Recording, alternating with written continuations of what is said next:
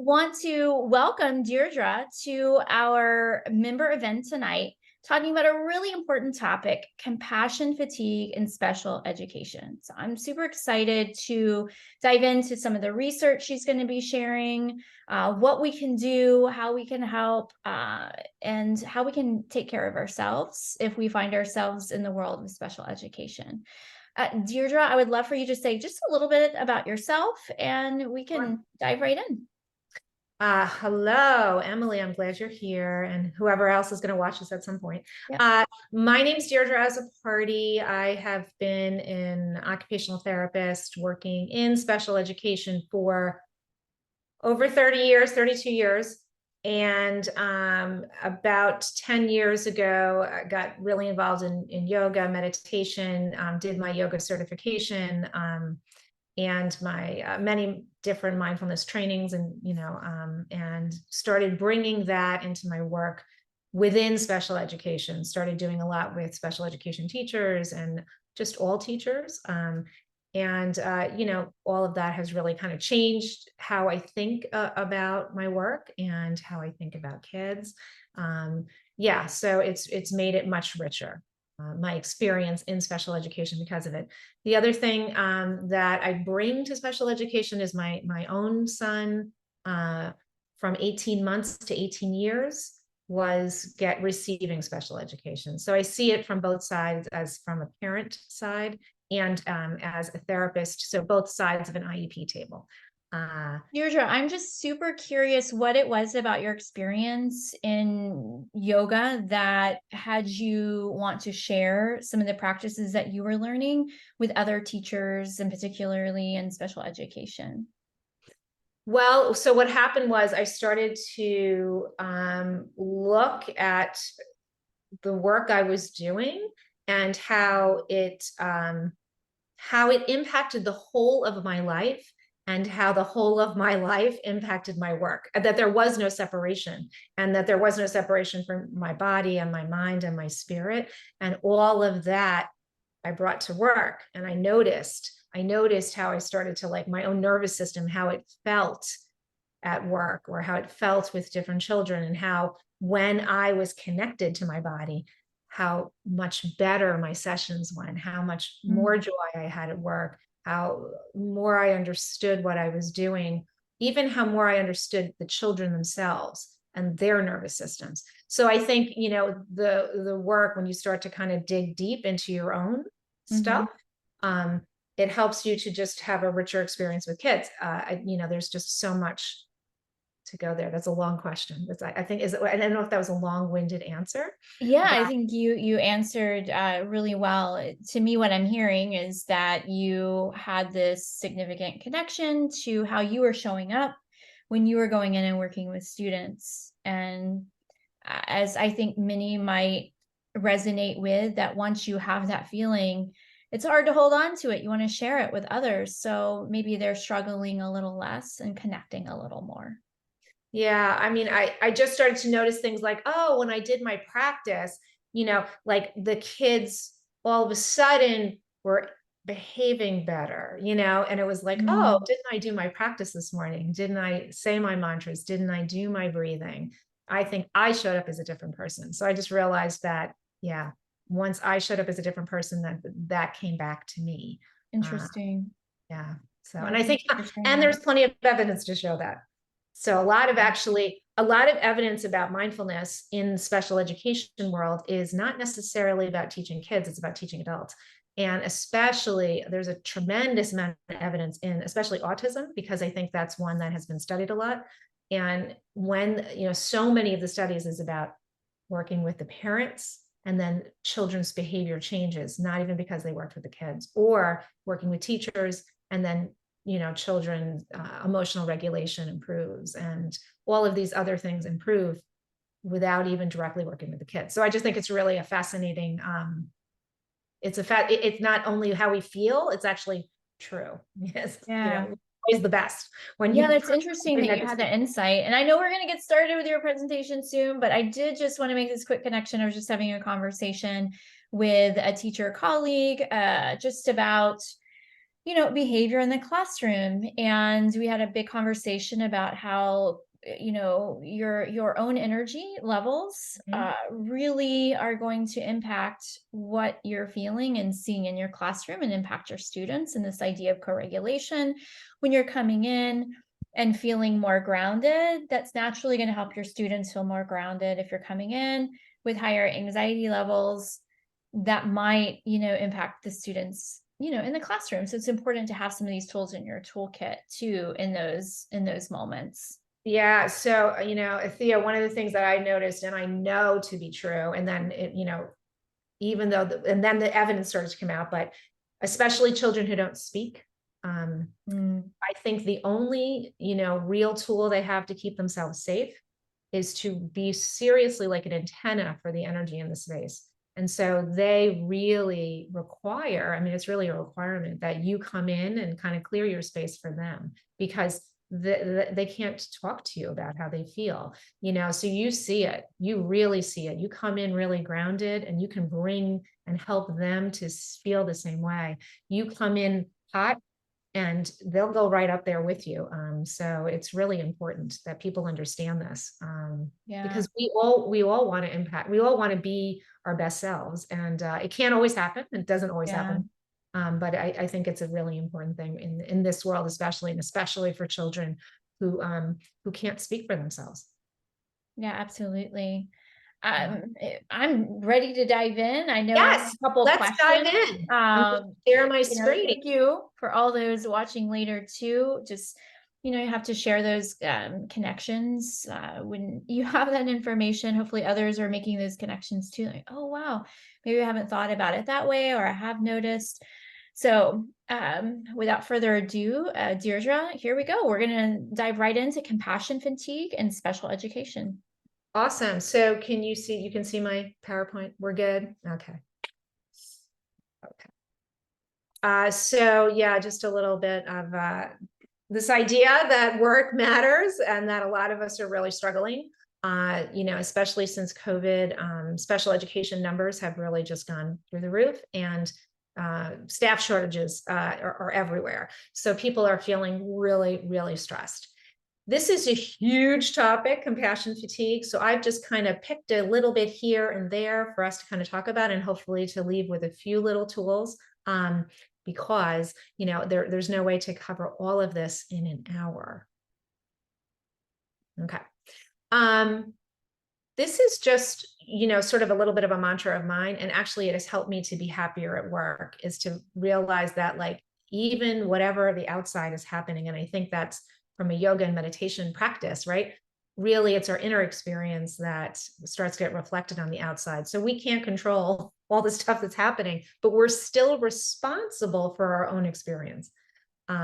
So when we decide to be responsible, because we can spend a tremendous amount of time trying to control the uncontrollable, which is education. Education is really in a rough spot at the moment in a lot of the US, I'm sure a lot across the country. So we're just going to talk a little bit about burnout. We could talk about this for hours on burnout, but just the reason I want to cover it a tiny bit is because it'll help us to think about the solutions when we see the signs. And one of them is exhaustion, just like physical, mental exhaustion. So that's one of the early signs, really just not being able to get through your day, or just being so wiped out by your school day.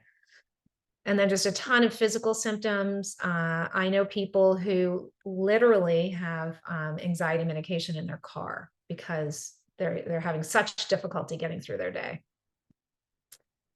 And so this one I think is a really important one to talk about. So this is hopelessness and this moral distress. And I think in special ed, especially, I think there's a lot of moral distress because we see kids not getting what they need. And then we're part of that system that's not getting kids what they need. And that's really, you feel responsible in a lot of ways. So I think that's a really tough thing for teachers and therapists, because there's never enough resources, and it depends on your district, but some districts are so under-resourced. And so I think this moral distress is one that is a big part of, compassion fatigue. And so what happens over time is people start to have less empathy. And you see this, people will start to say, just really not understanding it from the parent's point of view. And then even starting to get very frustrated with students. And obviously, yeah, your job starts to suffer when you're, these not doing the things that you need to do. And okay. I can see, thinking about these signs of burnout happen really quickly if you're not taking care of yourself on a daily basis, especially when you're in, high stress situations or roles like teaching. There are many other roles in jobs that are like that. Maybe, doctors and certain attorneys. There's just lots of different roles you can play that if you're not caregivers, if you're not taking care of yourself on a day-to-day basis, this is going to happen pretty quickly. Absolutely. Absolutely. And if you really have to be paying attention. Yeah. That's why it's really important to actually understand the signs, because you have to be paying attention. Yeah. And then obviously it kind of spills over into your home life. So the difference between compassion fatigue and what the researchers say and just burnout is that often it comes with this secondary trauma. So you're kind of picking up the trauma of others. And so, so you're getting burnt out because maybe the stuff that's happening in work, politics, you can't keep up. But then you're also you're also taking in trauma from your students, from the families, from your colleagues. You're kind of also incorporating that. So both of those things. Some researchers believe, and some especially advocates like disability advocates believe that having a disability in and of itself is a trauma. So if you're working in special ed, you're just around a lot of really tough situations. So it's just really important that this is very easy for us to happen to going into this place of compassion fatigue. Hey. Okay. So I think that a lot of us know more about neuroception. This is from the work. Oh, I am so sorry. You don't need to see my texts. From polyvagal theory. So that's that, thinking about safety. Dr. Stephen Porges, he did create this quite a while ago, but it's really having more of a heyday because of trauma. There's so much out there about trauma right now. So just thinking about our burnout doesn't only impact us. Our burnout impacts kids. So that's why it's really important, because if we want even to show up for kids, even if we're not thinking about ourselves, it will impact the kids. So, we know, right? We relate to each other in unconscious ways. So again, thinking about what I was just saying about kids who don't have the language, they're relating to us anyway, because we all relate to each other. Yeah. So the studies, there's a really interesting study that was done, I guess about 10 years ago, that the teachers that came out with the highest burnout levels, they took the kids' cortisol levels in the classroom, and those kids had the highest cortisol levels. So yeah, they're impacting the kids. So just really important, we have to understand our own nervous system. Like we were just saying, you have to really be paying attention. Okay, so we're just going to talk about two, and I'm just going to stretch a little bit. We'll just stretch. And I like to shake out my hands. Shake. I love a little shaking medicine, clearing out the day. Maybe a big breath in. And then shaking up here. Just love shaking it all out. I love to think of myself as like a puppy. Especially if you're watching this, you might have been working today, maybe in a school if you're interested. Okay. So I'm going to talk about just two reasons possibly that we're all having this problems. Not all of us, but a lot of people are having problems with compassion fatigue and burnout. And just two. There's so many, so we could be talking about that for 10 hours. But Marie Forleo, not throwing any shade to her, this is a wonderful title of a book, but I think in special education, yeah, not everything is figure outable. And I think the realization of that is really hard. People, myself, many, I've spent years, and I don't think parents probably have any idea. I've spent years staring at a ceiling in the middle of the night, worried about a kid. worried that I can't help that kid. I'm not reaching that kid. They're having such difficulties. The family is having such difficulty, and sometimes there's just no answer. It's just our mind wants to find the answer. We want to find the fix. And for some situations, there's just not a fix. And that's really hard. And over time, you learn, I think, through our own practices to know what's yours and what you can contribute and what you can help, and the things that are beyond you, and are, and something that you can't control. So that's something I think that happens a lot for people in the special education field. And the other one is fear. There's so much fear. I don't think any of us, are really talking about the amount of fear in special education. So the fear comes from families, so much fear about the future for their children. I work at preschool. It's palpable when a parent comes in and has just learned that their child has an autism diagnosis, say, for example. It could be any diagnosis.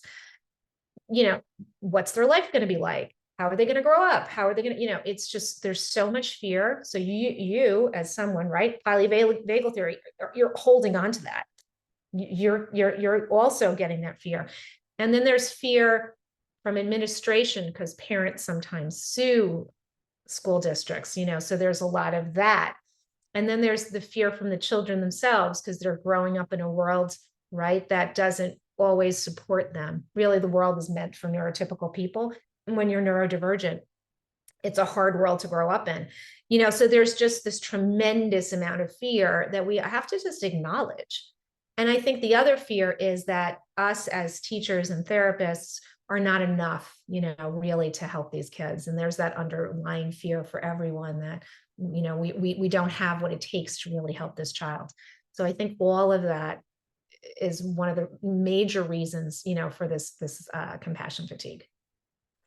So just talking a little bit about stress. There's a researcher, Stuart Schenker, and he talks about that self-regulation is really our ability to handle stress. And so he said there's two things that stress does. It takes away our energy, so it makes us tired, and it causes tension. And I love this as someone who does yoga, because right, what we know in a yoga practice and using breath and mindfulness is that we can play with energy a little bit, right? We can upregulate, we can downregulate, we can help our nervous systems, and stretching and removing tension helps to lower stress. So maybe we could do another big stretch. I'm feeling it a little in my shoulders because I'm chatting, a little in my shoulders. And what I love to do, and it is something that I teach all the teachers, is when I do this, I love to talk about it in front of kids, about how I felt in the beginning and now how I felt after stretching, after moving. I think I always tell my PE teachers, I'm like, you guys have you have like the best time to really influence kids for the rest of their lives. Right after they finish PE, be like, how do you feel? You came in, you looked a little tired. Now you look like you have energy. I think you're going to be able to think, your brain's going to work better. I just think that when we tell kids to do things because it's good for them, even when we tell teachers to do things because it's good for them, there's a part of us, this is psychology will tell you this, there's a part of us that says, oh, forget that. I don't want to do it if it's good for me. But when we start to say, oh no, it's going to make you feel good. Like I feel good when I do this, not just because I should do it, because I feel good. So I think it's something really good to just keep talking about in front of kids. Okay. Yeah, So I just want to underscore that too, really quick, how important it is just to name what you're experiencing in the moment, because then it goes from just this abstract intellectual idea. They might not, yet connect to how they're really feeling in their body, even going through the practice, or even what to look for, what to notice. But as you're naming, oh, I'm just feeling so distracted right now, I need to do, a breath or move in some way, then they start making that connection that might be a tool that will help them too. 1,000,000%. And I think even if you, as the person who does this and this, if you start just saying it out loud, then kids are like, oh, I can think these things. And even for the teachers, like it's such a great thing to just really talk about it. I do it all. I really try to do it as much as possible. Like I'll come in and I'll be like, I am all over the place. I have been so busy and you guys were just breathing with me. And now I feel like a million times better. I feel like now I can relax a little. I can hear you, so I just tell them and then, ask them how they feel. And, sometimes kids don't know how they feel, which is okay, but it's just like that exploration. I just saw this. This was the name of a podcast episode, and I thought this was great. Our brain wants us to be anxious, lazy, and fat. He was saying, he was talking about the fact that, and we've heard all of this, but just, the world now has all of this abundance and, is relative safety. I know this last week has been really crazy, but we're still really relatively safe at this time compared to any other time, in history. But our brain doesn't want it wants us always to be alert to danger, wants us to lay around, in case of that we need to run and all of that stuff. But what I think is really important is that brain body, like everyone thinks it's an even, but actually 80% goes from the body to the brain. So I think that's when you think about, burnout and you think about exhaustion and you think about physical complaints, if it's coming from the body to the brain, we can use the body as a tool for the brain, especially because most of the connections actually come from down up, not up down. So yeah, so how we feel comes from our body sensations. So this is like just a little thing of all the ways that we can care for ourselves. And the problem is if you're a busy person who has children and you work in a school and you're doing way too much and there's not enough staff, is like, how the heck do you fit all this in? Yeah, so I just always think sometimes, the mindfulness kind of world, yoga world, we put even extra pressure on people that they're supposed to do 1 million things to make themselves feel better. So this is what I teach teachers all the time. How can we steal from our work for ourselves while we benefit kids? So why don't we do this work at work with kids? We can take those moments to do a breath practice with kids and in the moment actually take the time to really feel it for ourselves, which brings moments of joy. You don't have to run home and do it and feel like, oh my gosh, I'm supposed to do this practice. And you're benefiting kids at the same time. So I'm always trying to figure out ways to steal from my job. Things like, let's just go for a walk. Everyone, let's get it on our, let's have it on our, our thing, our let's collect steps. Let's do that kind of stuff. So just how many times can we move with kids? Because a lot of times what happens is people let kids move over here and you're doing your email. Nope, nope, nope, nope. Take those moments to do it with kids and you'll all together feel the benefits and feel the connection. So thinking about the prefrontal cortex, which is like in special education, especially, just for example, we think kids with ADHD maybe are at least 2 years behind like where they should be in terms of like development of their prefrontal cortex, the executive function parts of our brain, right? 2 years behind. What if you think about the ways that you help a kid is the ways that you help yourself. So we can do it together. What's the ways that we grow a prefrontal cortex? Connection helps to grow a prefrontal cortex. Exercise, movement, and mindfulness all have been found to grow the prefrontal cortex. When we concentrate on these things, that's what helps with things like compassion fatigue. Because again, remember, it comes from the body up also. Yeah, so this is a mantra of mine. I teach this all the time. How can I make work fun for me? What can I do today to make work fun for me? Because if I'm not having fun, kids aren't having fun. Yeah, so being as silly as possible as you can get away with.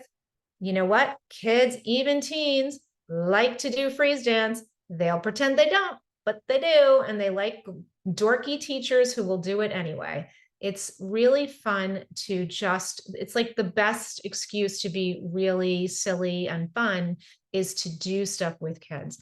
So yeah, doing our practices, just dancing, running, being silly with kids. So I just think every day, like, how can I just make this fun for me? Yeah, so I just like this, this idea that, like, it's not like we create the energies here and we release it. We have to create it ourselves. So we have to go in with the energy that we want to see around us. We have to muster it up first. It doesn't just happen.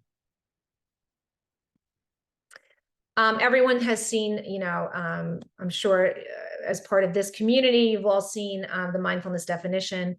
I just like to put it out there because, yeah, John Kabat-Zinn, he's the one that most people think about as like sort of the father of the modern mindfulness movement here in the West. But I also like another researcher. Oh, and the reason the woman's in the shower is that's like one of his analogies is like be in the shower when you're in the shower, instead of creating your day and being really freaked out about an IEP meeting that's coming up and all of those other things. So if you don't have time for a meditation, you could just really enjoy your shower, really the smells, the feeling, the heat, all of those things.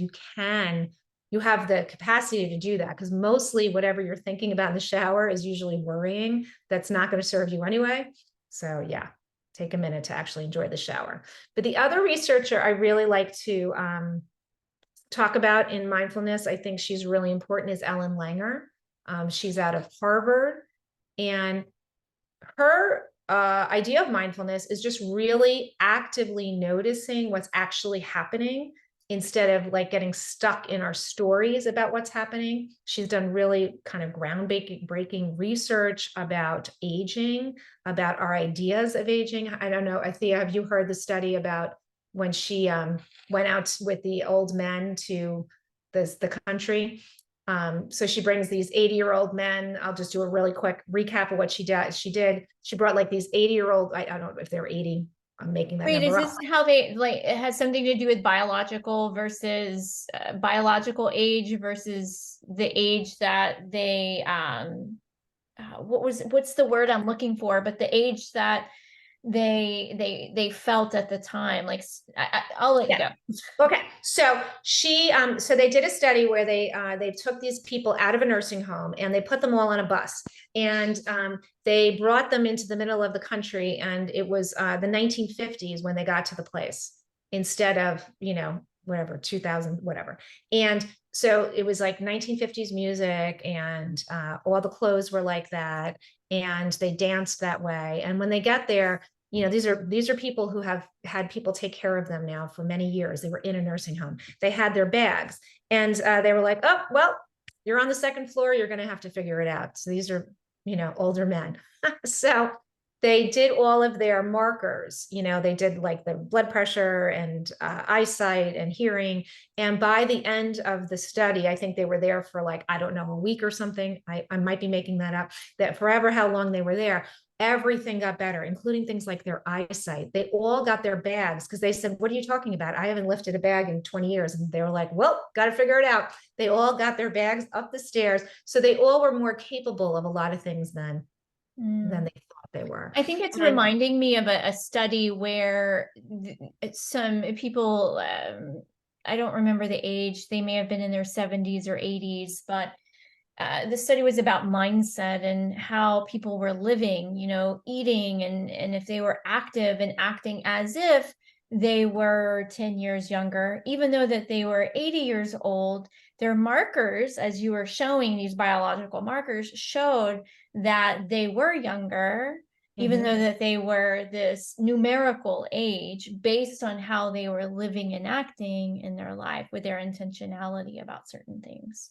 Exactly. So that's exactly this. So the idea is, and this has been very important for me because there was years of different times, years, but like, months and months in a year of me being upset about certain things that I was so stuck in my mind about how things were happening, where when I stopped and was like, oh, what is actually happening for me at work in this moment?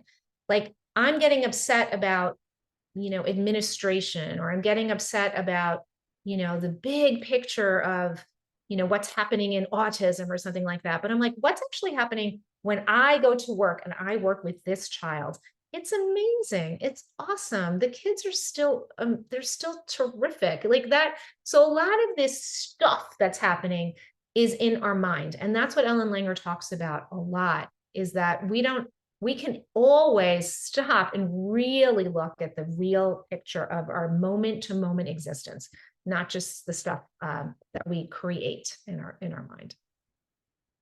So the studies have shown really that self-compassion practices help to mitigate, compassion fatigue. So a lot of us know that the person that's done the most research on this is Kristin Neff. And what I like about Kristin Neff, especially in this work, is that Kristin Neff has a son with significant, disabilities. He has autism. And so I think she gets it from different perspectives, not just as a researcher. So the three elements of self-compassion, are that kindness versus judgment, and that humanity versus isolation. And I think that those, these things are really important in special education, right? Because we can feel, especially in schools, that the whole school community, there's still the majority of schools across America, special education, especially kids with significant support needs, are still segregated. They're still segregated. And so as a special education teacher, you might be still feeling like not part of the whole community.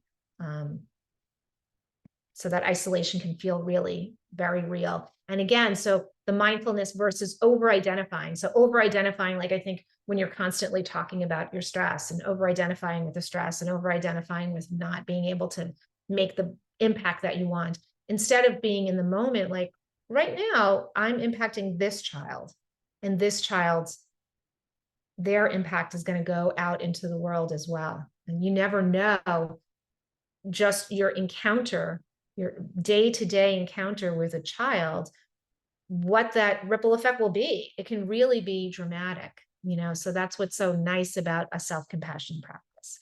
I can show you a little one, and maybe I'll turn off, you want me to turn off my screen? Like I would love guide us through practice. I think it'd be great for those watching now and later to have a tool to use. So I use this little, so this is I love to use my body as a tool with kids, especially, and especially because it helps me, because I think my embodied practices are my best practices. So this is just a little self-compassion practice, and it's with some sign language. So it's, may I be happy? May I be safe? May I be at peace? And then I have the children all copy me. I do it in a group. It's beautiful. May you be happy?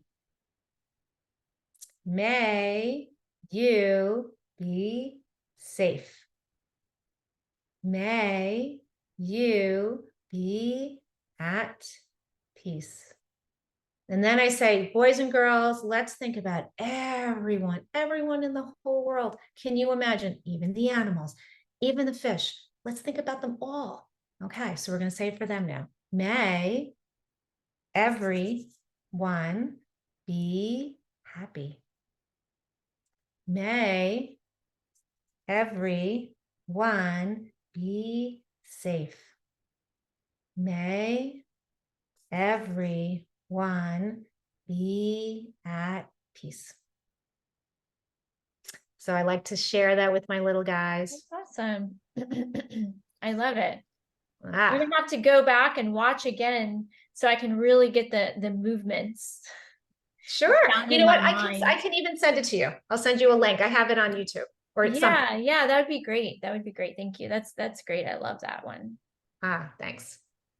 You know what's funny? And I love doing it, right? It's not just for like, that's the beauty of thinking like, how can I bring this bring this stuff to work and not just like, I'll do my meditation practice at home, which I do, of course, like for me, it's important, but when you do it with kids in real time, and it's not about their IEP goals, and it's not about, and Thea, we were talking before, like that you teach social emotional learning, like that is as much for you as it is for the kids, right? Like it feeds you. And so I think as people who give a lot, you need to find something in your day that feeds you as well. It can't just be about the Yeah, children. absolutely. I'm so excited about the practice you're going to share with that link. Didn't know that one with the sign language. And so I love movement too. And I really love it. I would just want to share it with everybody now. I really, really I know. do. So And I'm I'm always like, excited. I, I have a new I learned tool.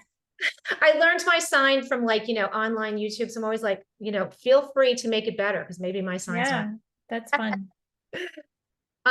So I love this idea, just to consider, if from a self-compassion, like if you had a friend who was struggling something at work, like how would you respond to them?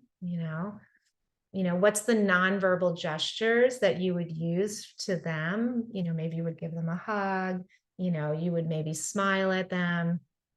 And like, what's the tone of voice you would use with them? And then, so always considering our own struggles, like, what are the ways that we talk to ourselves? Would we offer the same things that we offer a friend? And can we give ourselves some of those gestures? So one of the things that Kristen Neff does, I took a course with her for teachers, and I thought this was a really nice thing. And you could just do it, and it's another, a physical thing that she does is she does like this kind of bring your hands out and like just kind of bringing it in like this, like as if you are like hugging yourself coming out and bringing it in and touching your heart, and just, even just taking, you could close your eyes just for a moment and taking a compassionate,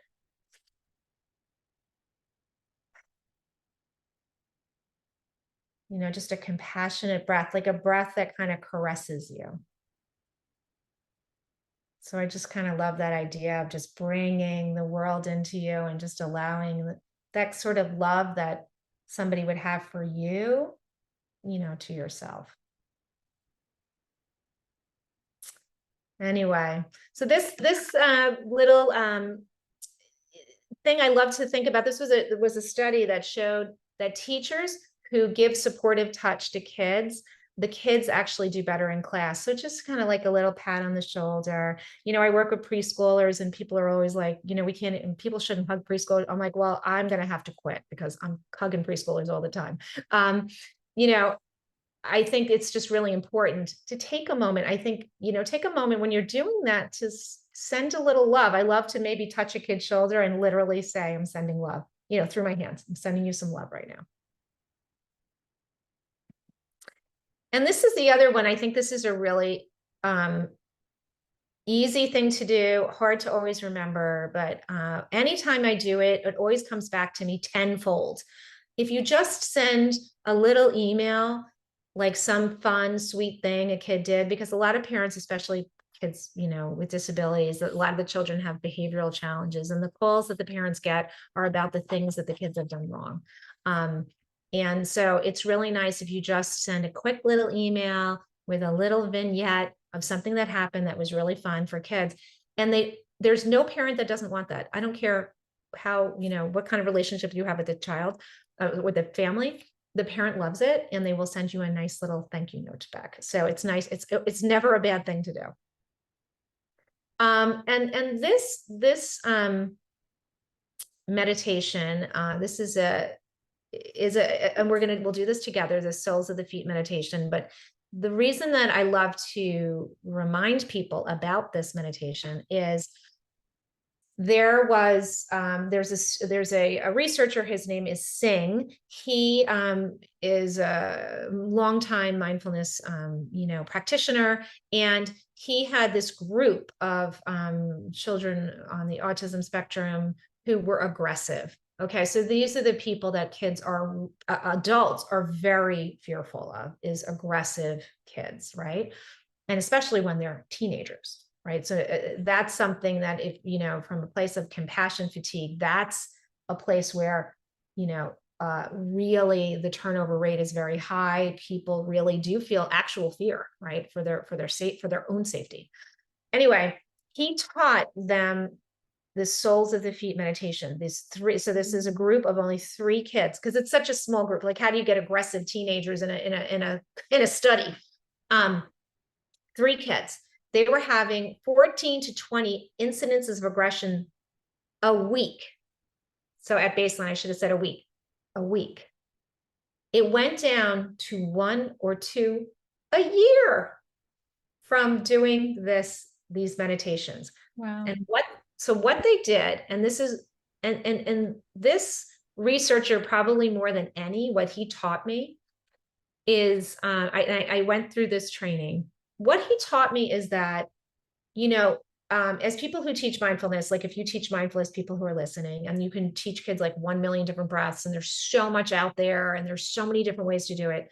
Really, you need 1 or 2 core practices that you over teach that kids can really learn, so that they get it into their souls, so that it can come to them in a moment of crisis.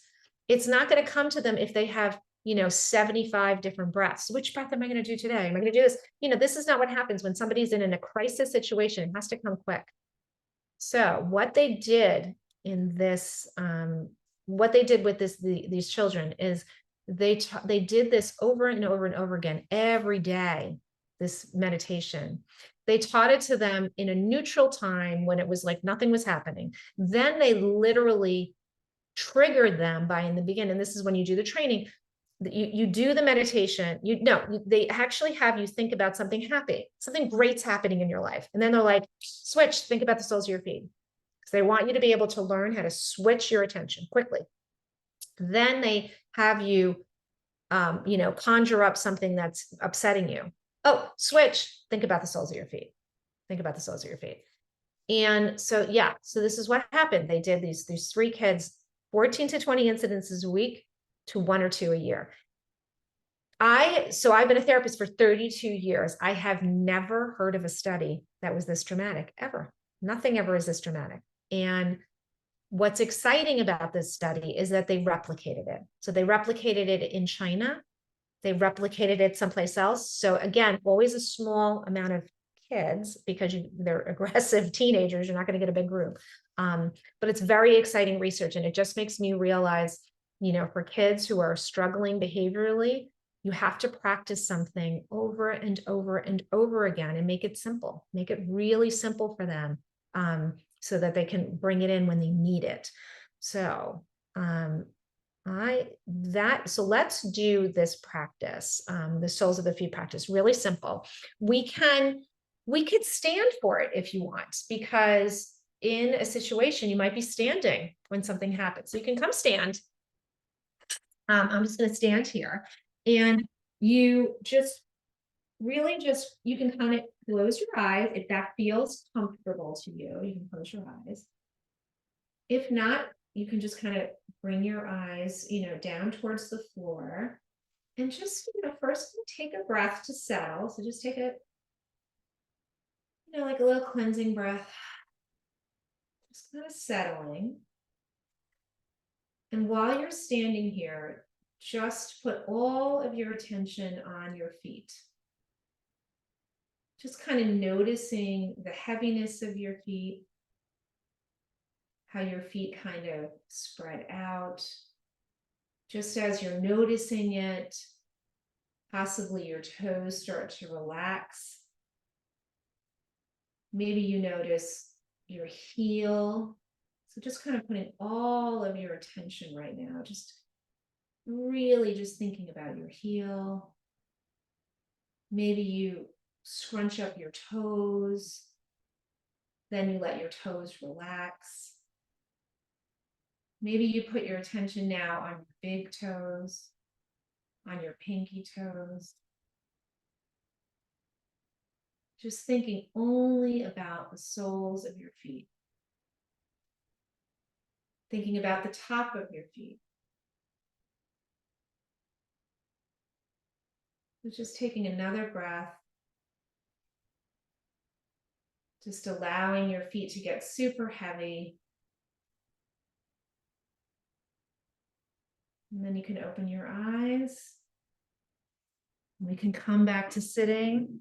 So it's really a quick practice.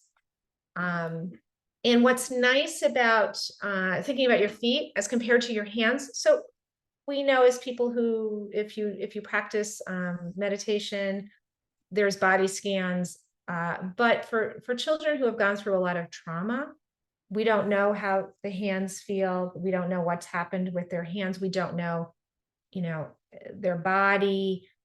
Feet tend to be a pretty neutral place to put your attention. Not usually a lot of things have happened at the bottom of your feet. So that's why it's a nice place to put your attention. So I just think this is a great one. If Yeah. you are somebody who is working in special education, I would really encourage you to look up Dr. Singh. I think he's done some pretty dramatic things. The other thing he did that was, I'm sorry. The other thing that he did that was just groundbreaking is he and a team of professionals went all across, I think it was the state of Florida, and they went into like institutions. They went into institutions, and at the time, it's still a thing. Unfortunately, restraint and seclusion is a very, very big deal. It's a very big deal in special education as well. People have been killed because people have been restraining them. And so we always need to find ways to reduce restraint and seclusion. And what they did was they taught meditation practices to the people that took care of these people. They taught them, all of these institutions, they taught them mindfulness practices.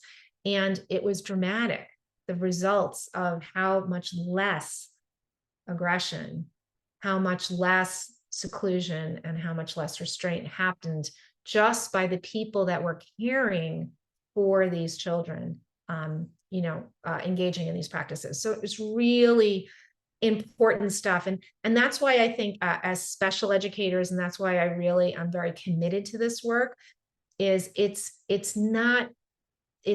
really matters. I think it matters in all of education, but for people who can't speak for themselves, people who are in institutions, this stuff is really, it's really, really important. So this is just planting a few seeds. I know this is a huge topic.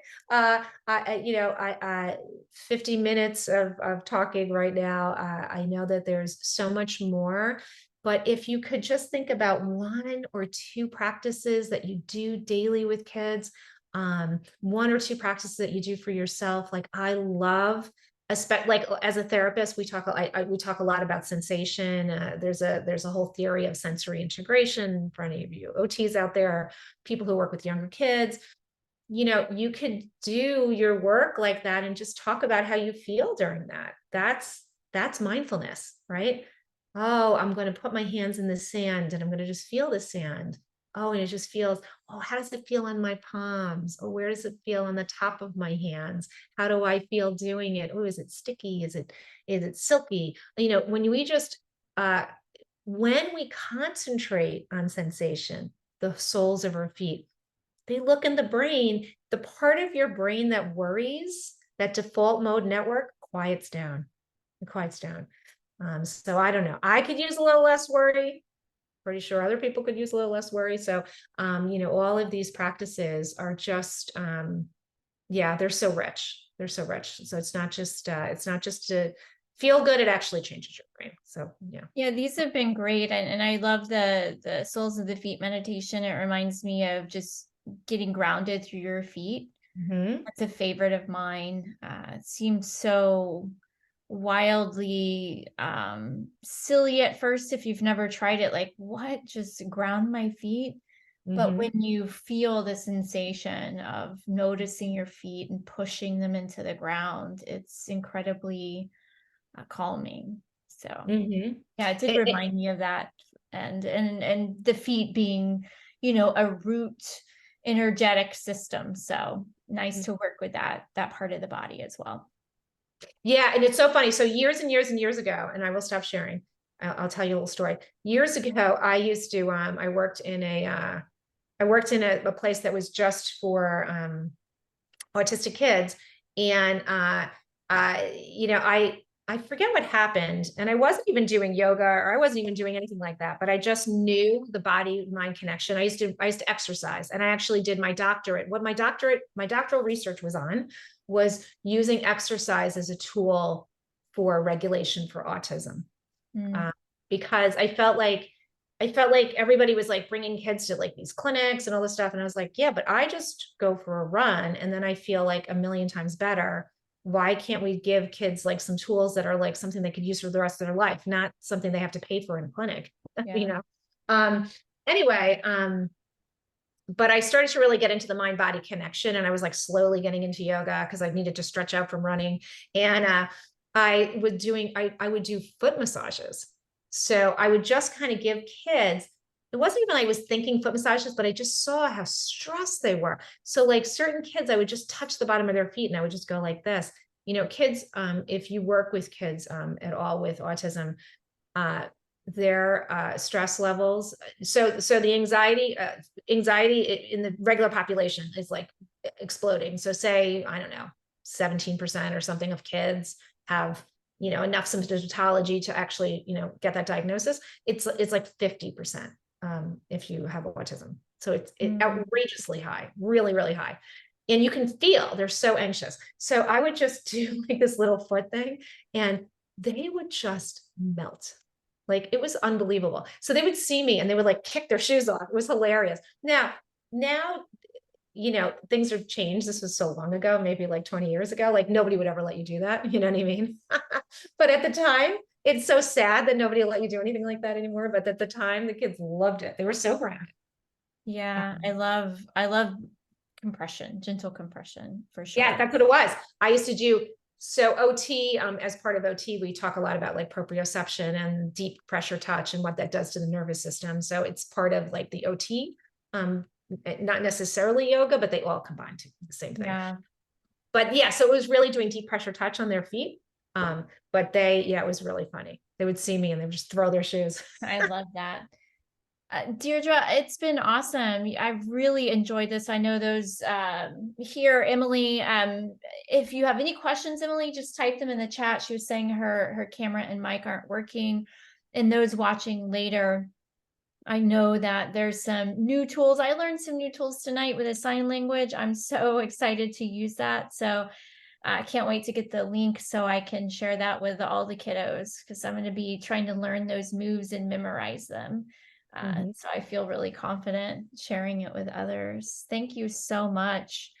Emily, want to give you another minute if you're still here with us. If you want to type anything in the chat, just let me know. I know you can't come off your mic. And of course, those watching later, you can always put comments in our PD library.